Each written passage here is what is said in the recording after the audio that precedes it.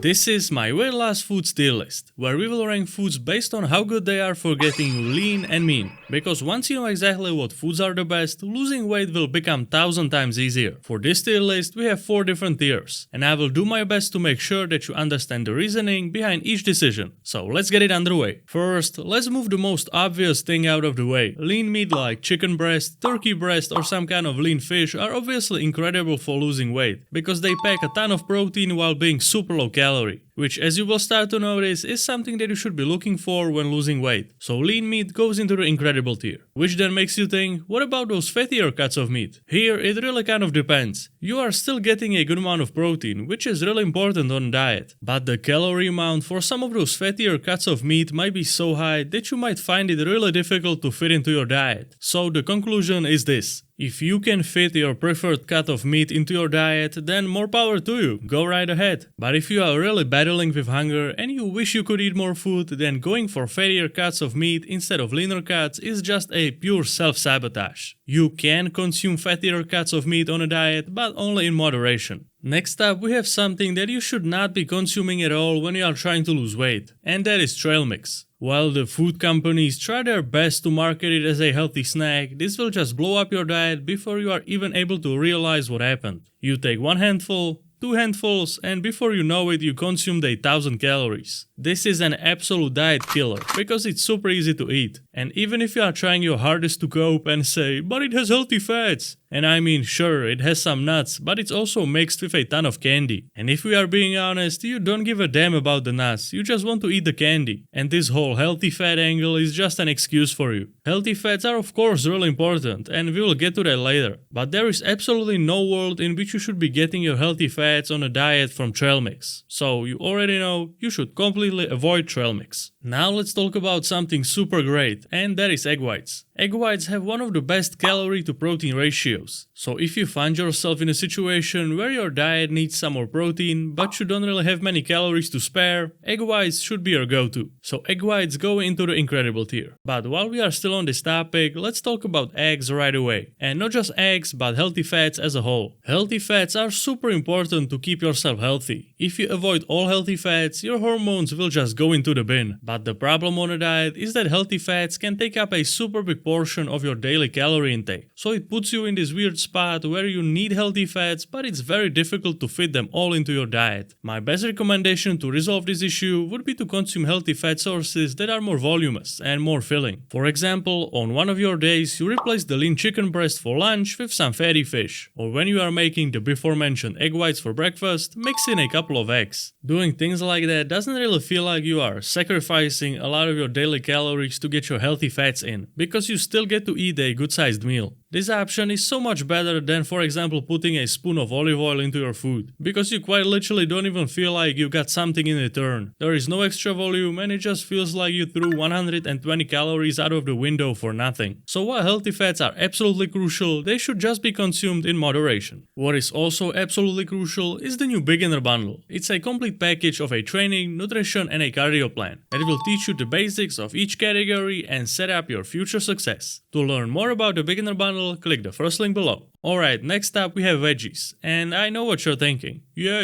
eat your veggies, blah blah. But almost everyone thinks about veggies in the incorrect way. You already learned that in the kindergarten. Eat your veggies because they're healthy. And while this is certainly true, this fact doesn't really motivate anyone to eat them. When your mom told you to eat carrots so that you have better eyesight, you didn't really care, did you? But what if I, as your father right now, told you to eat carrots so that you are not so brutally hungry all the time? That starts to pique your interest at least a little bit, right? What you have to realize is that everyone is hungry on a diet. You are not special. But the difference is that some people know how to stay satiated and some don't. And that's where the two paths divide. One group succeeds and the other one fails miserably. And I, as your newly appointed father, have to tell you this, because no one else will. Because if you are on a diet and you are constantly hungry, it's only your fault. Because most veggies have basically negligible calories, so you can eat as much as you want and you will never be hungry hungry again. You just need a little bit of that knowledge to succeed. Imagine this. You take zucchini, grate it into noodle shapes, and then mix it in with your spaghetti. Just like that, you can more than double the portion of food, without really increasing the calorie amount in any significant way. The food portion might in fact be so big that you might not even be able to finish it. And if anything says I'm not hungry anymore, then it's definitely an unfinished plate of food. I, for example, make a gigantic bowl of salad each day and just eat as much as I want, and I am quite literally never hungry. It's just all about finding the veggies you enjoy. If you don't like eating like a rabbit, then you don't have to. I also wouldn't want to eat only leaves. My go-to is tomatoes and cucumbers with a tiny pinch of seasoning. Find your go-to veggies and never be hungry again. So as you already know, veggies go into the incredible tier.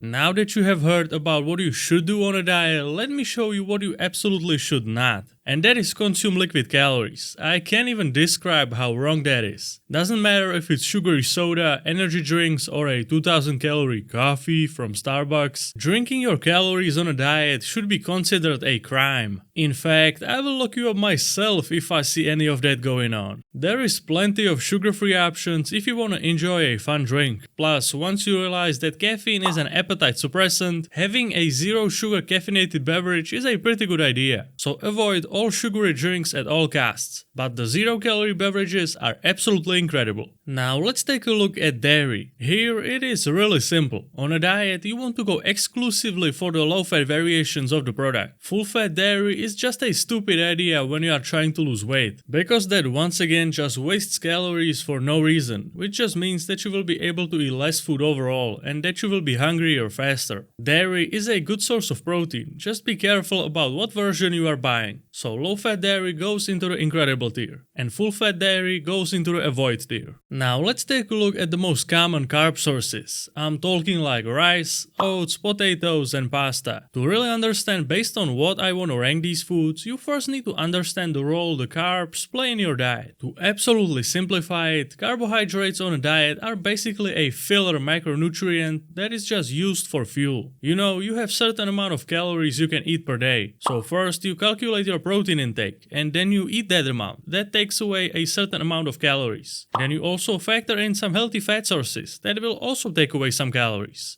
These two things are absolutely necessary in any diet. And after you assign these two things, you will be left with some calories with which you can do pretty much whatever you want to. Which most commonly is just filling the leftover calorie amount with carbs. So you just pick your favorite carb source and put it into your diet. Apart from the different volumes of these foods, they are basically just the same thing that looks a little different from each other. So just go with the one you like the most. These carb sources are completely fine to finish off your diet. Now let's talk about fruit. You already heard my rant about veggies, and fruits are in a similar position. I feel like once you realize how tasty fruit is, you don't even have a reason to buy some candy in the store anymore. The main problem here is just laziness and not being prepared enough. I think that most of you would rather eat a juicy strawberry instead of a candy bar or something. But the problem is that the candy bar is much easier to just grab and go. Fruit can be an awesome healthy treat, but the key to actually making it effective is preparation. So that when you crave something sweet, you can just instantly grab it and eat it, like if you took a candy bar from your secret stash. You already know that if the strawberries are rock solid in your freezer, you are not going to wait until they are ready to eat. You will just eat some garbage instead. So make the fruit easily accessible and always ready to go, the same way a candy bar would be. That way you not only stay healthy, but you also prevent any binge eating. So fruit is most definitely incredible.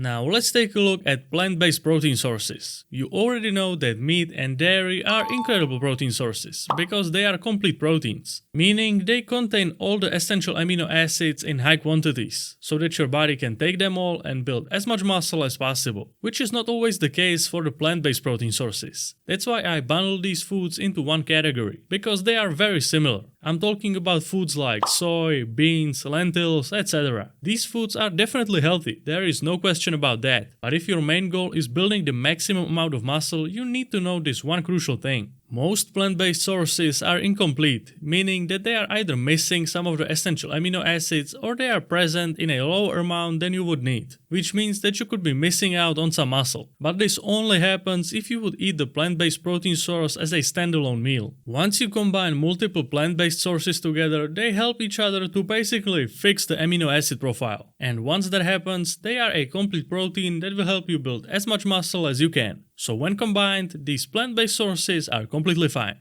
Now let's rapid fire some of the things you should completely avoid on a diet. First, fast food. For obvious reasons, this goes to the bottom tier. Same with any type of candy. There is no need for that. Just make yourself a nice fruit snack instead. And lastly, cereal or granola. This often gets marketed as a healthy option. You know how it is. Green packaging with all natural in big letters. Unfortunately, saying that it's all natural doesn't mean anything, and it probably still has like 400 calories per 100 grams. And with numbers like that, you can just eat a chocolate bar instead at this point. And that's the tier list. I hope you learned something. Don't forget to check out the beginner bundle by clicking the first link below. Good luck with your diet, and I will see you next time.